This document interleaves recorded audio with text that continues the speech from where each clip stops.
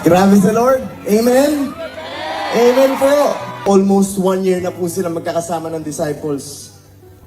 Ito yung mga panahon na naka-experience ng disciples ng different kinds of miracles. Pero mostly, pagpapagaling, healing. Ito yung first time na disciples ma-experience sila na pinatigil ng Panginoon yung bagyo. Kaya takang-taka sila. And God is actually asking you right now, why are you afraid? Ba't ka takot?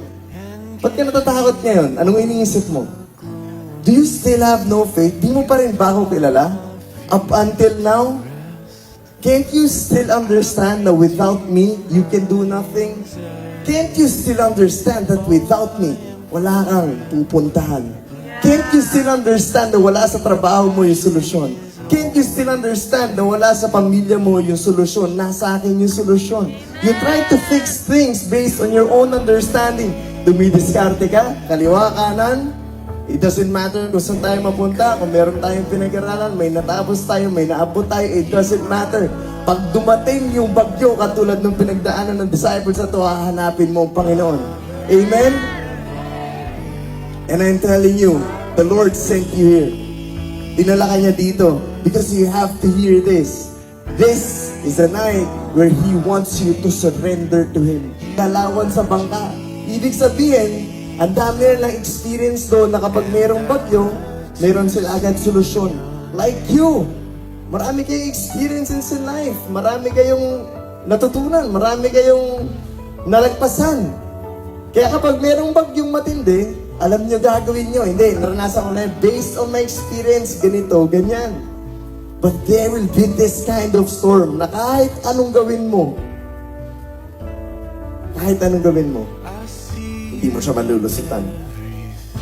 And they were professionals who knew the lake well. And this fear, yung takot na nakita sa kanila, it shows that the situation is humanly hopeless. It's hopeless.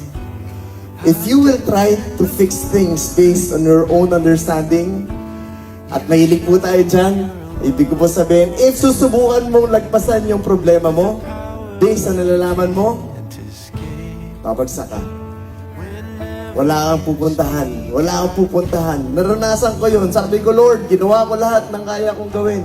I met different people, big people. I went different places. Nakipag-meet niya ako. Paulit-ulit.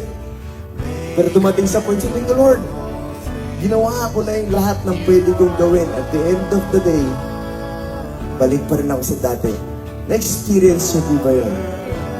Na-experience niyo po ba yung ginawa niyo yung lahat? Pero balik ka pa rin sa dati.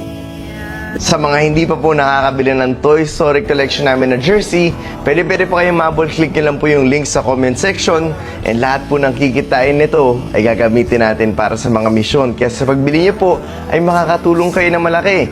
And gusto ko lang po kayong i-remind that you need Jesus in your life.